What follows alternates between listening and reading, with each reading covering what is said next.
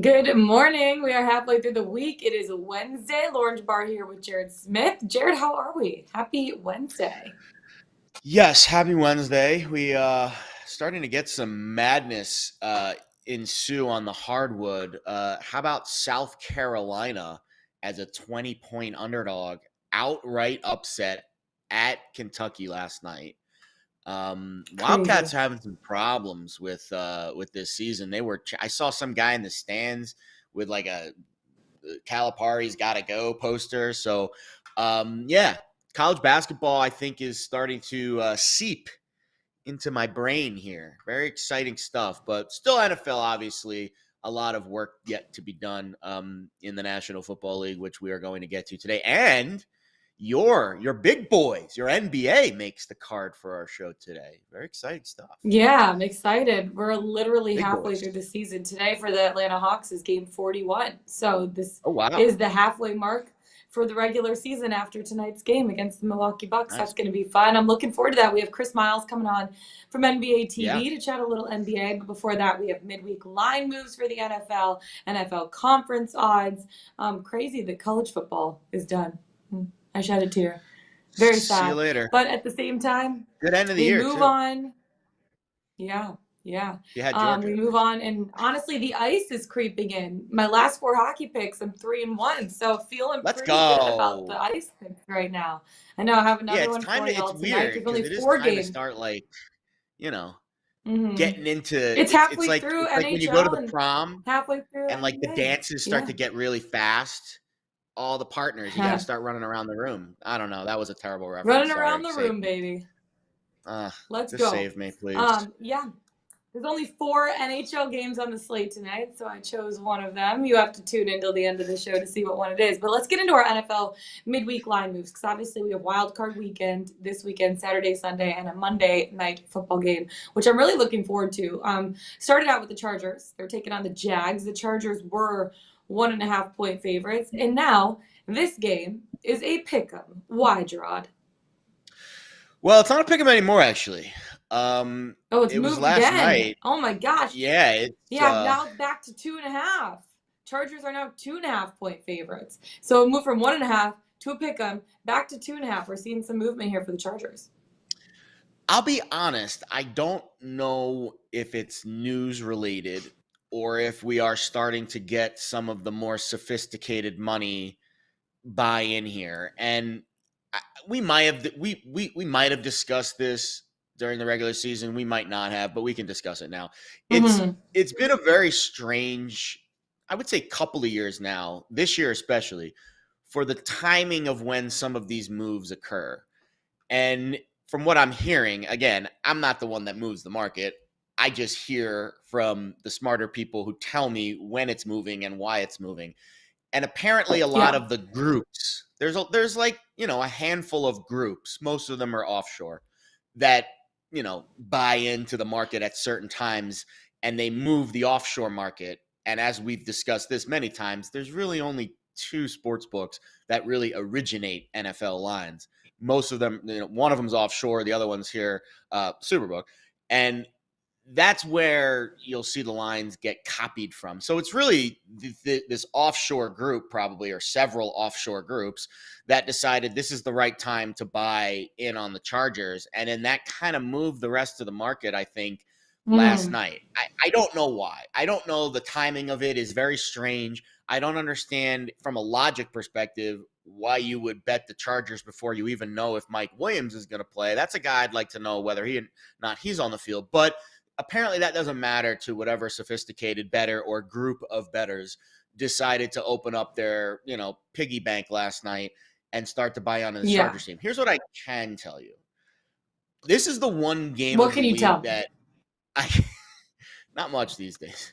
This me? this is the one game this week that I really don't have a good feel for. You have both Mm-hmm. quarterbacks starting in their first postseason game, which Yeah. usually is a fade for me. And we'll talk about it with the Vikings and the Giants in a little bit. I don't really like betting on the quarterback that is playing in his first postseason game. But we have both guys in that scenario here. The other Yeah, scenario it's that's interesting true. here is these two teams played each other very early in the In week, season, yeah, and week 3, it was baby. a blowout, an absolute stone cold blowout for the Jags. But there was so many things in that game that are different now than are back in week 3. Yeah. It's really hard to take anything from that game. So even though the Jaguars home dog, you would think that would be the early love here. And we did see, as you said, the initial movement towards the Jags. It does seem like there's a lot of love in the market for the Chargers this week. I won't dive into it any deeper than that. We'll have Pickswise playbook coming up later today where we will dive deep into it. But this one, I struggle with this one. I don't really know how I I feel about it. Yeah, and I put the same thing in my notes. I said, to be honest with you, this is the one game that it's hard for me to cap because I don't know what to expect Yeah. from this one. We are seeing a lot of line movement in this Dolphins-Bills game. The Bills were laying 11. Now they're laying 9. The total was at 43.5. Now it's ticked up 3 points to 46.5. And a lot of this Yeah. probably has to do with, hey, who's going to be starting under center for the Miami Dolphins? Maybe we're seeing some Teddy Bridgewater. Who knows what's going to happen here at this point? But it seems like with the spread getting a little bit shorter, it might not be Skyler starting under center for the Dolphins at this point. I hope not, because that makes this game really unwatchable, frankly. Yeah. Skylar Thompson, love you, bud, but it ain't your time. This is not your week. I really hope Totally. it's Tua, but I think 3 concussions in 3 months probably makes that It can't be tough Tua. to. There's no way. It cannot be Tua. They cannot I, put him back I in agree. there. But if we do line analysis and now this is a game where the teams have played each other twice already. They both split. One of the last Miami, game was phenomenal in Buffalo. Obviously, that was like one of the best games I've watched all season. Instant class. I agree. It was one of the best games all year. And that was the circumstances surrounding that game. The Dolphins were kind of dipping a little bit. They had back-to-back weeks in California, lost to the Niners, lost to the Chargers, stayed out in California for 2 weeks. Then they came home, short week at Buffalo on a Saturday in frigid environment, like a snow globe, basically. And their offense played really well. Now, Tua started that game. The line closed Buffalo -7. And I guess you could say that the Dolphins since then have, you can downgrade their rating just a little bit. But I think it's fair to say that the Bills deserve a little bit of a downgrade too. Their defense has taken a couple of injuries since then. Obviously, Damar Hamlin, things are progressing in a positive direction with his health, but he was still one of the leading tacklers on the Bills, not going to be playing. He did play in that game. You saw some other injuries in the secondary as well. So you could make a case that both teams, maybe downgrade a half a point or a point in the rating since then. But here we sit at 9. Maybe Tua to Bridgewater's 2 points. That gets you from 7 to 9. But, yeah, so maybe this is kind of the number here at 9 if it's Bridgewater. If it is Tua, I think it probably gets closer to 7. Maybe it touches 7. If it's Thompson, obviously it's going to move probably to 11, 12, somewhere in that range. So I think we're kind of sitting in the middle here. I think we'll probably stay there for most of the week until we get confirmed Dolphins quarterback news. But I think at 9, I kind of still like Buffalo. But, man, nobody likes laying 10 yeah, points. That's a tough one to game, call, right? Although, what do we say? Double-digit underdogs, not really good this weekend. 1-7 against the spread. Only your boy Taylor Heineke covered. That was it. Totally. Which hasn't been the trend all season long, to be honest with you. No, you're right. Because most double-digit underdogs have covered in a majority of games this regular season. So will be interesting to see how this one plays out. Last but not least, before we move into conference odds, Cowboys taking on the Bucks. This spread moved off the key number of 3. The Cowboys were laying 3. Now they're laying 2.5 against Tom Brady and the Tampa Bay Buccaneers. Why are we seeing it move a half point? I don't know on this one either. I will say this. The opener at Westgate was 3.5. And I'm looking at my odds sheet right now.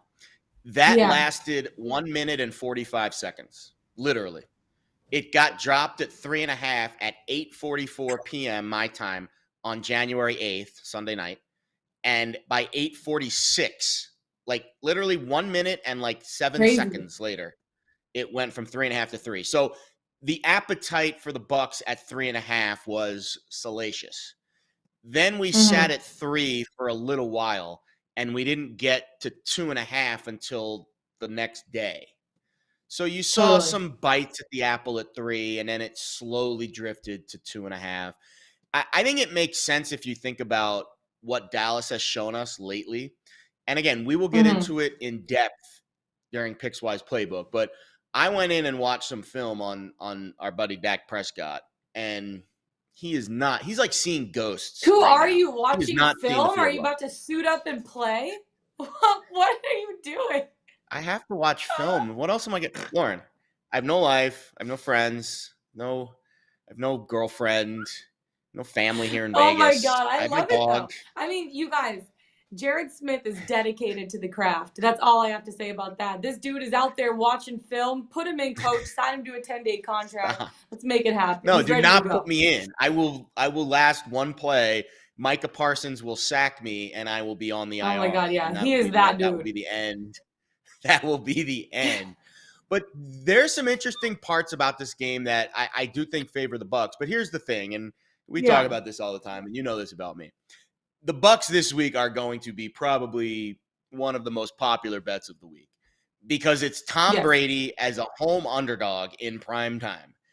And I don't like to be on that side if I can avoid it, but I don't know if I feel comfortable laying even a point with Dak Prescott on the road based on what I'm seeing. And again, we'll dive into some of the numbers and what I'm seeing in tape, and I'm curious what Tank Williams, our guy, thinks about what he's seeing with Dak as a secondary guy. He probably would be licking his chops facing Dak Prescott and the coverage, reads that he's making right now. But nothing about this game really pops for me besides the fact that it's Tom Brady at home and you're not laying points in a playoff game. How often can we say that? And I think that's probably why the Bucks are going to be a very popular bet this week. And I would be surprised, shocked, utterly shocked if this line gets back to 3.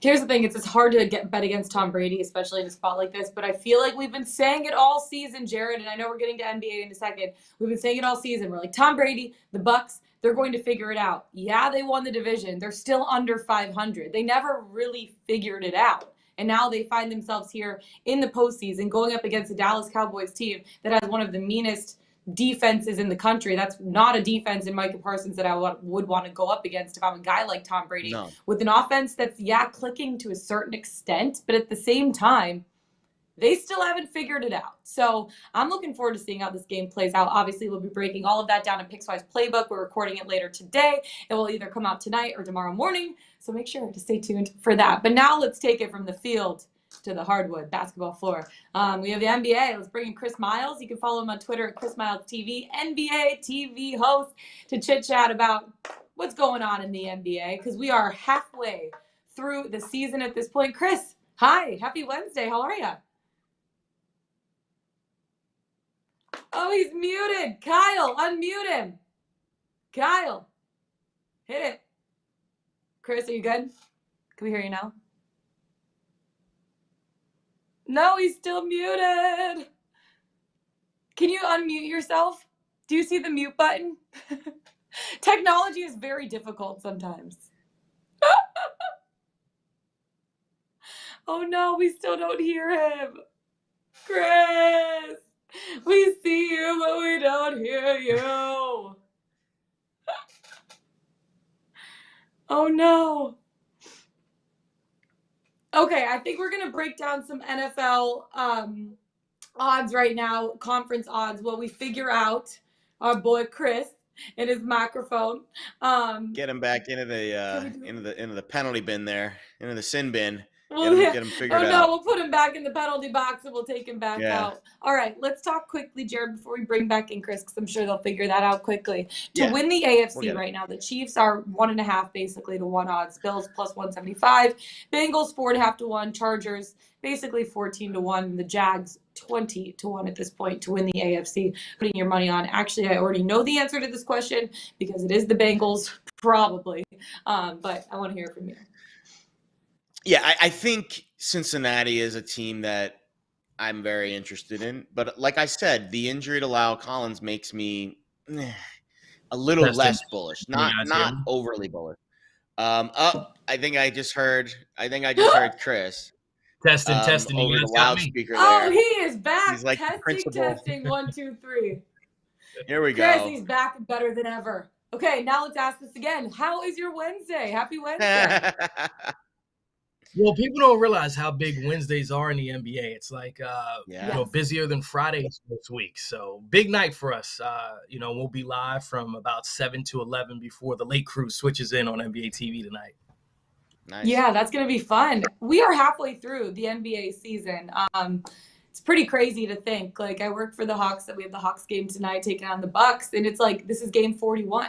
It's wild to think that we're already here halfway. But I know with the Nets right now, obviously, not great news on Kevin Durant. Jimmy Butler landed on his knee in the third quarter against the Heat. He's going to miss at least 2 weeks with an MCL sprain. Do you think they still fare well without Kevin Durant, who's having an MVP caliber season at this point? Well, first and foremost, we have to do a redo for the first half of the season for the Hawks because I was so high on them and it just is not working out. And I'm like, come on, man.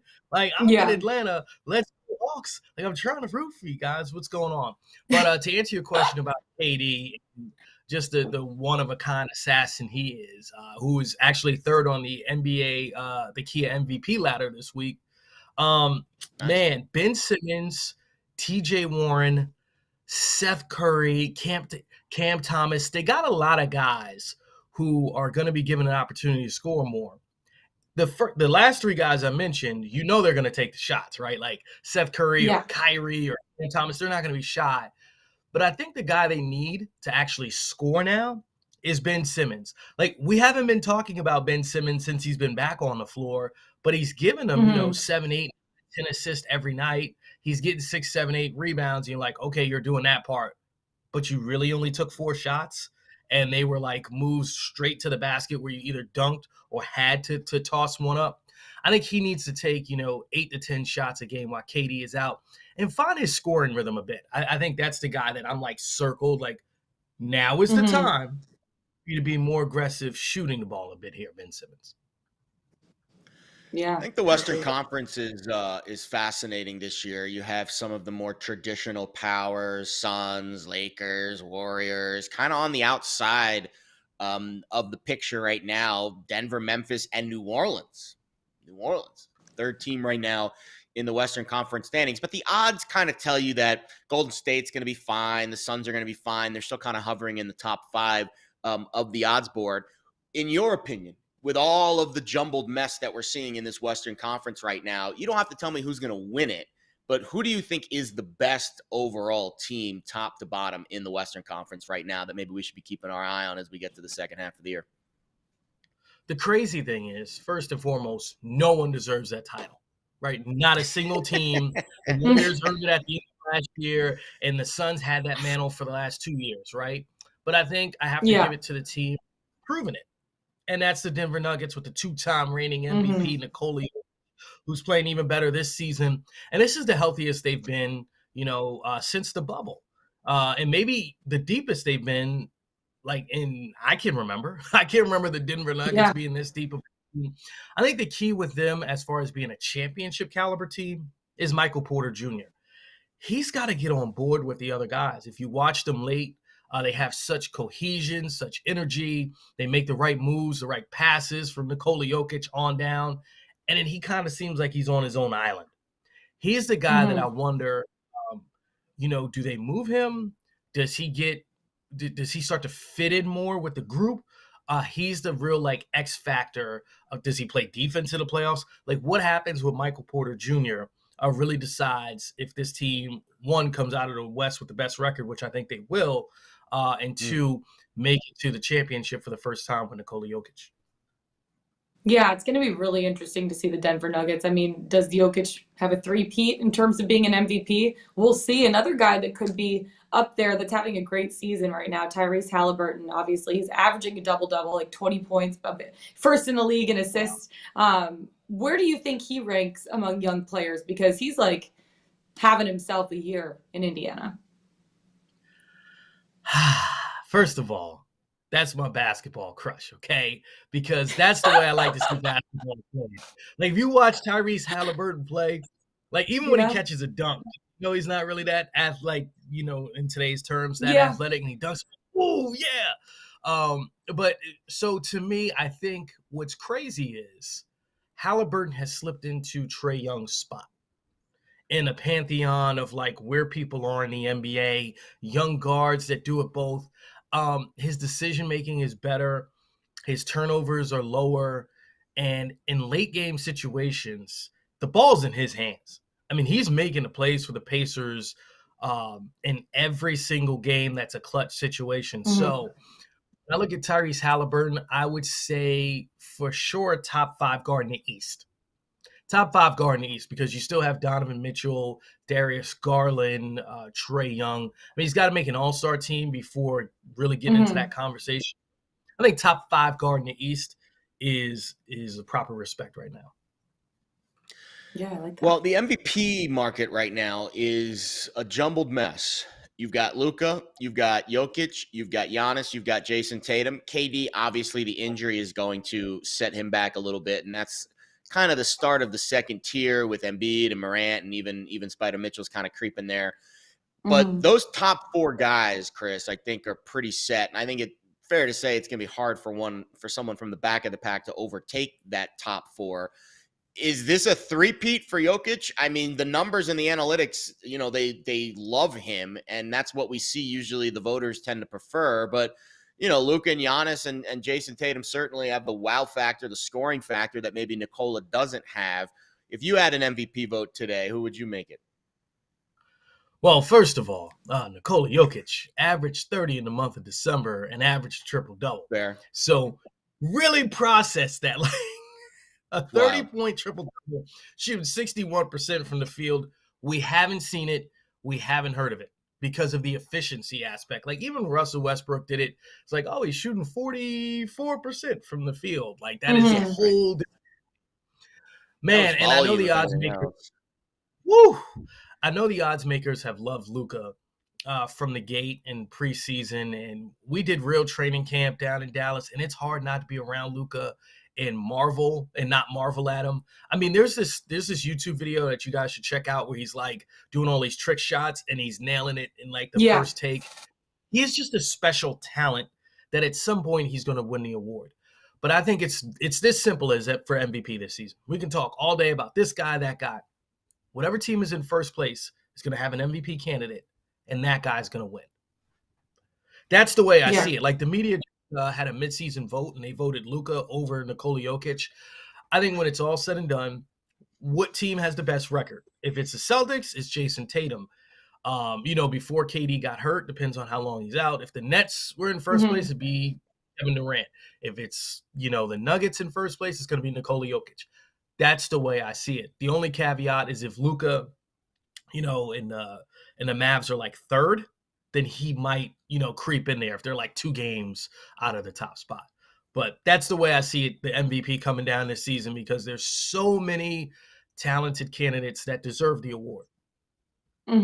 Absolutely, I agree. Okay, if the season were to end right now, game 41, I know there's still another half left. Who would be your favorite at this point to win the NBA championship this year? Whoa. LJ is coming We're from the top throwing out rope deers right today. We're not messing around, Chris. It's crazy because, like, normally I really do know. I tell people, like, this team's going to win. Yeah. You're not paying close enough attention. The Nuggets, they're the only team that when I look at, I'm like, all right, Western Conference Finals in the bubble. Then injuries occurred, and a 2-time reigning MVP. He might get slighted for MVP. And has a lot to prove in the postseason after what the Warriors did to him last year. Man, Nugget, the story's there. But, like, do I really believe in Michael Porter Jr. and, Jamal Murray being healthy enough and Bones Highland? I don't know if I do. But to answer your question right now, I know I'm being long-winded on it. The Denver Nuggets are the team that, like, I think of, and I'm like, yeah, it's them, right? Yeah. I like it. That's Chris, fair. we so appreciate you coming on, giving us your NBA knowledge. Thank you Great so job, much. And you live right up the road probably from me. I live in Atlanta too. Yeah. So, hey, nice to see you, giving you an Atlanta wave. I'm sure I'll see you at the next game. I'm there from time to time. Awesome. That sounds good. Let us know. Thank you so much for coming on and have a great show tonight. Appreciate you, Chris. Good All luck right, tonight, thank you. bud. That is Chris Miles, NBA TV host. You can follow him on Twitter at Chris Miles TV. All right. One more quick question for you, Jared, about the NFC before we get into our plays of the day. Right now, to win the NFC, the 49ers are the favorites, plus 175. The Eagles, plus 180. Cowboys dropped down a little. They're 5-1. Bucks, basically 11-1. And the Vikings, 12.5-1 odds at this point, which kind of shows what we all think about the Vikings at this point. They're fraudulent. But at the same time, I could see a path to the 49ers winning the NFC and playing I honestly at this point see the Super Bowl, and I know you're going to disagree with me, being the 49ers and the Bills. But I want to see what you think about who you think is going to be in the Super Bowl, because I know you have the Bengals up there. Yeah, so now that we have a bracket, I want an opportunity to wipe the slate clean and pick a new soup. Because you're right, I do have. So my open tickets right now, and I'm always transparent with you guys about what I've got. Packers, obviously, that's in the trash can. I have the. Throw that away. Screw the Packers.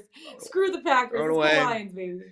I used it as JP's betting for his anytime I change his betting, I always put some new. I'm just kidding. I don't do that. But that ticket's in the trash can. Bengals at 16-1. I've been sitting on that baby for about 6-ish weeks. I bet the Chiefs early in the year at 8-1, half a unit, and then we came back on them, to balance the AFC portfolio a little bit a couple weeks ago at 4-1. So we've got the Chiefs at around 6-1 aggregate price. We've got the Bengals at about 16-1. That's in the AFC. In the NFC, I've got a half unit on the Eagles at 4-1 that I've had since basically the early part of the season. And that's it. And that's just to win the NFC, not even to win the Super Bowl. So I have an opening in my NFC portfolio to make a wager here. And I don't know if I'm going to make a wager. Pull up the portfolio, baby. Let's go. Pull it out. Dig in those calculator files. and the glasses. Hold on, let me get my calculator here and just that TikTok where it's like you stare at the screen and it's like and do the thing. I'm sure you're big on TikTok, so I'm sure you heard of that trend, but I haven't done that trend yet. Maybe I'll do that this week. That's a good one. This might sound nuts. This might sound absolutely nutso magutso here, but I think I'm going to bet on the Vikings this week, and I think it might be my best bet of the week when we get to the end of the rainbow here. And we'll see what the number looks like come Sunday. It's a Sunday afternoon game. But that being said, are we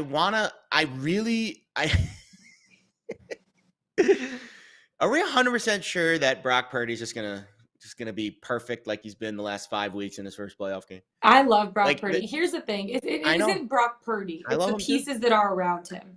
It's the pieces that are around him at this point. I feel like we saw this with two teams. We saw this with the Eagles, and we saw this with the 49ers. We saw the drop-off from Jalen Hurts to Gardner Minshew.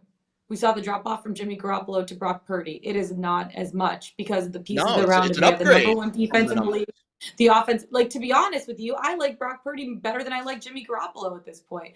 With the Eagles, their offense flows because they have a better quarterback. With the 49ers, their offense flows because they have amazing pieces and a quarterback that can just be average to above average. And that's why I trust the 49ers in this spot over a team like the Philadelphia Eagles. I'm not saying something's going to happen to Jalen Hurts, but if it does, they're not going to be okay. The 49ers will, and we've seen that, and they've proved that, and they have the better defense, in my opinion. That's why I feel like that in the NFC. I think those are very fair arguments. I think the one thing that I am hesitant on is it seems too easy. The Vikings are frauds, right? That's all we've heard for months now.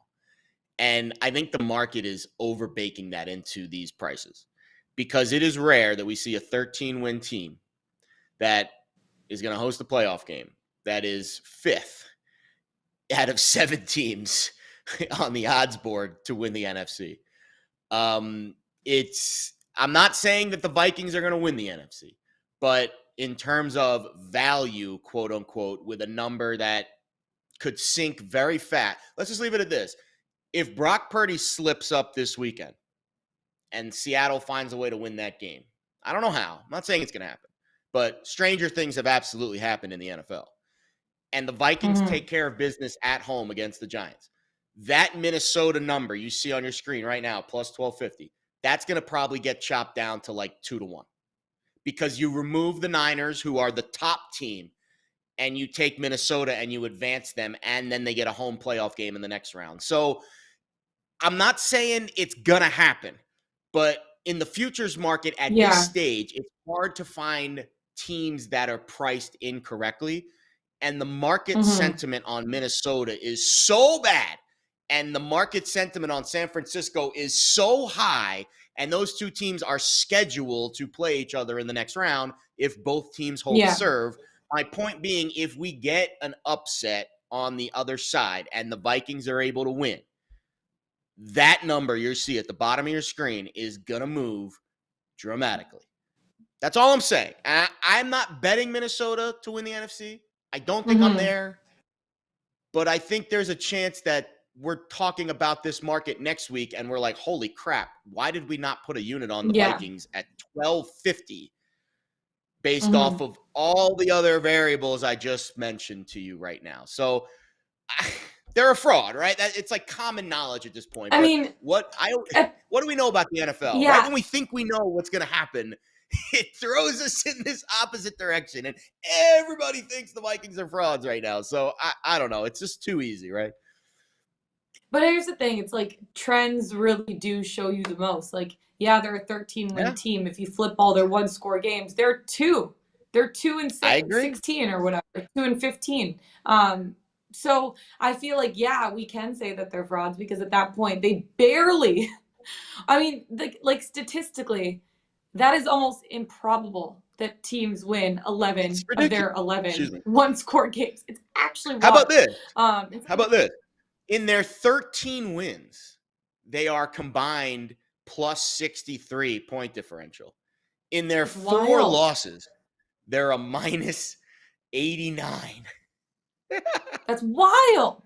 That's literally wild. I don't know That's what to unheard say about that. We're obviously going to be breaking all this down in Pickswise Playbook. We're recording today at 1:15. That will be out either later tonight or tomorrow, so make sure to stay tuned for that. All right, time to get into our best bets. But first, let's bet it, presented by our friends at Superbook Sports. Pile up the wins and pile up the money with our friends at Superbook. Right now, the best betting app from Las Vegas is giving you free money every week you make a bet. Just place a $50 bet each week with Superbook, and they'll give you a $5 bonus, up to $50 for betting each week afterwards. So if you're in Arizona, Colorado, Iowa, Nevada, New Jersey, or Tennessee, download the Superbook Sports app or visit superbook.com to get your streak started today. From superbook.com, pickswise.com, Jared, 3-star plays of the day. We have any on the site today? We do. I'll give you one in a minute here because I'm using it as my best bet of the day, and I'll give him all the credit in the world when I do bet it. We do have a hockey bet from Mark Lammy, Oilers Ducks. We also have another college basketball bet with Creighton Xavier via Joe Williams. So yeah, we got some love for you there. Absolutely love it. All right, our best bets of the day. You go first, and then I'm taking mine to the ice.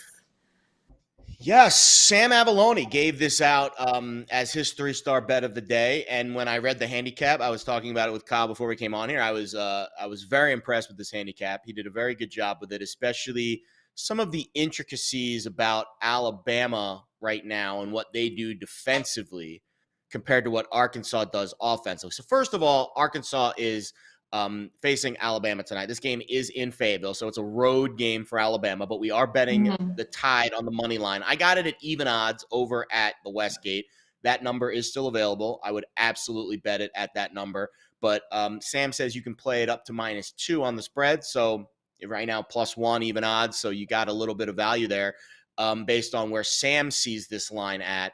Arkansas's got 2 of their best players out, especially one of their big men, which is huge because Alabama likes to run. They like to get to the rim. They're one of the fastest offenses in the country, and that's where I think Arkansas's defense, which has been a very good defense this year, but their schedule is one of the worst in the country, and that is where I think Arkansas maybe will struggle a little bit because they haven't really faced a team that has the firepower that Alabama has. Now, the part of the handicap that I really like is Arkansas's offense, which relies heavily on getting to the rim and points in the paint.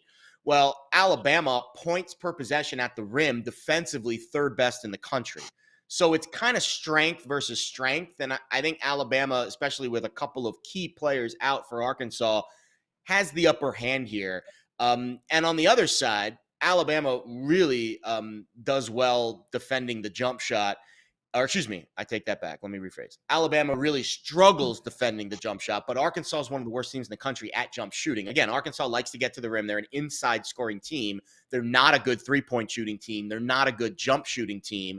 Well, that's Alabama's weakness defensively. So what Arkansas does well, Alabama does really well defending it. What Arkansas doesn't do well, well, that's Alabama's weakness. So I think the strength versus strength nature of this game gives Alabama the edge.